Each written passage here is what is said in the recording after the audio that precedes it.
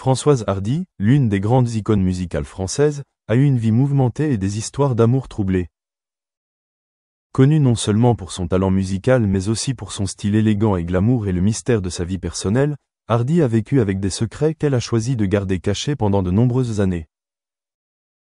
Après des années de relations secrètes avec son partenaire, Françoise Hardy a finalement admis la vérité sur son mariage, qui a longtemps été spéculé par le public. La vie de Françoise Hardy est remplie de chansons intemporelles et de relations complexes. Elle est devenue célèbre dans les années 1960, lorsque la musique pop et le yéyé sont devenus à la mode. Sa carrière musicale est florissante, avec des chansons comme « Tous les garçons et les filles », captivant des millions de fans. Cependant, malgré son succès au travail, elle a toujours rencontré des difficultés en amour. Françoise Hardy n'est pas du genre à se confier sur sa vie privée, surtout lorsqu'il s'agit de sa vie amoureuse. Pendant de nombreuses années, elle a gardé sa vie privée, ne révélant jamais de détails sur son conjoint.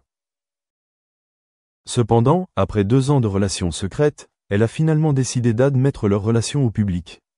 Cette décision est non seulement un soulagement pour elle mais aussi une grande joie pour ses fans qui ont toujours été curieux et admiratifs d'elle.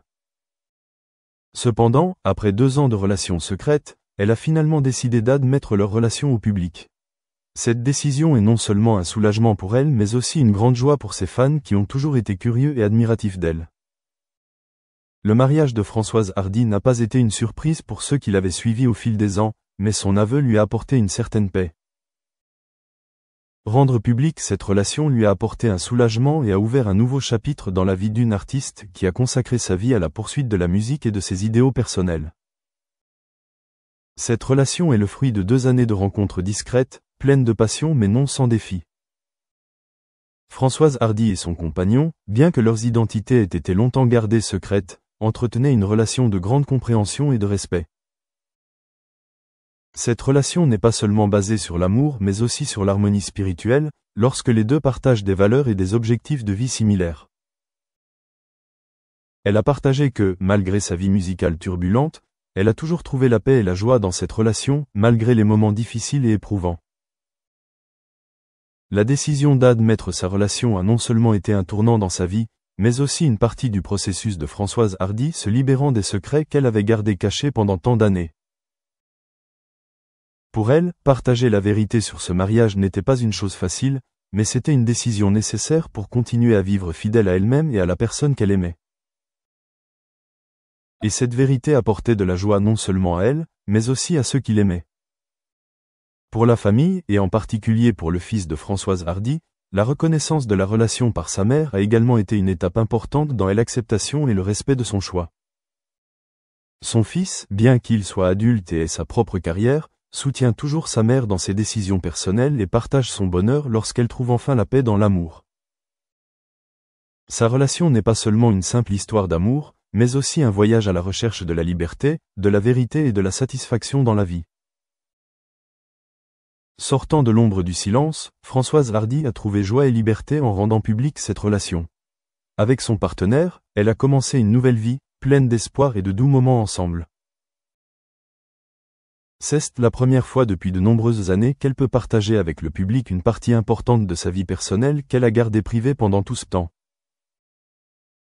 Ce fut non seulement une étape importante dans sa vie, mais aussi une grande ouverture sur le monde, où elle pouvait être fidèle à elle-même sans avoir à cacher quoi que ce soit. Françoise Hardy a vécu une vie remplie d'une carrière illustre mais aussi de défis et de souffrances personnelles. Et maintenant que les gens connaissent la vérité sur son mariage, ils se sentent non seulement heureux mais sympathisent également avec ses efforts pour trouver le réconfort, la joie et le véritable amour. Cela prouve que, bien qu'elle soit une grande icône musicale, elle était toujours une femme normale, avec des émotions, des aspirations et des souhaits qui ne différaient pas de ceux des autres.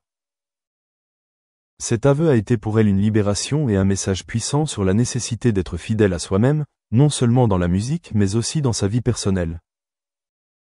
Après que Françoise Hardy a rendu public son mariage, les gens ont vu une partie d'elle qui était jusqu'alors inconnue.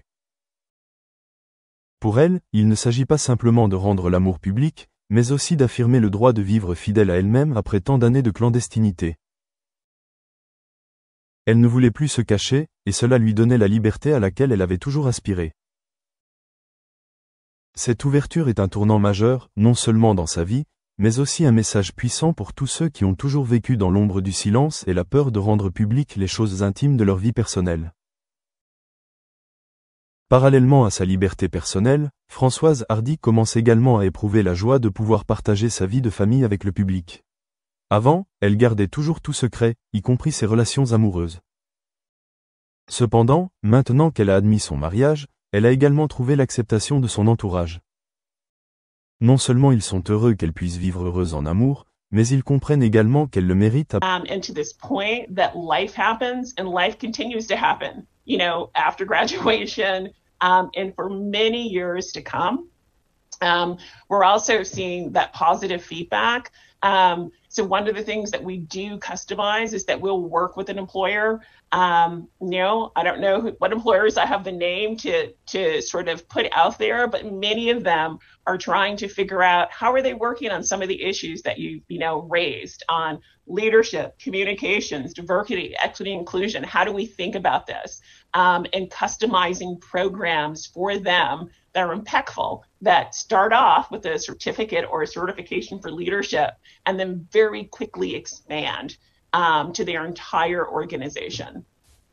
Yeah, that's folks out there might be just trying to launch the first thing, and so don't want to overwhelm you, but that's definitely something that we've seen too, is you can start with a small program, but there's almost always more there to do with an enterprise, for sure. Gary, I know you've already shared a little bit about how this has been fantastic for one of the schools on campus in terms of their enrollment growth. What other outcomes could you share with us, whether or not maybe how it's changed the institution internally, but then certainly what's happening with the learners who are going through Purdue?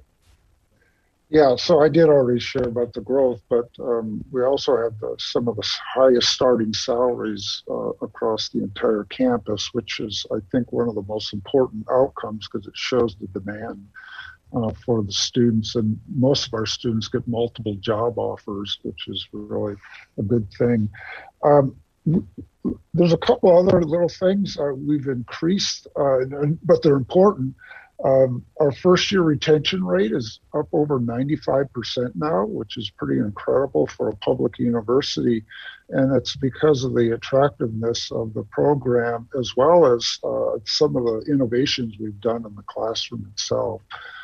The biggest thing, I believe that what happened is that the entire university has adopted some of what I've talked about.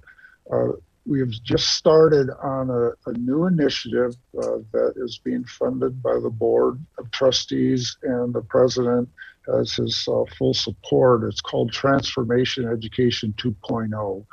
And it's 2.0 because 1.0 was really the Polytechnic College, all right? And so they're taking some of these initiatives that we started in that single college, and we're starting to apply it across the entire campus. There's a huge initiative that's just been started. That's part of my new role here at Purdue. But there's actually some other things that are I think, pretty remarkable. Because of the unique nature of the curriculum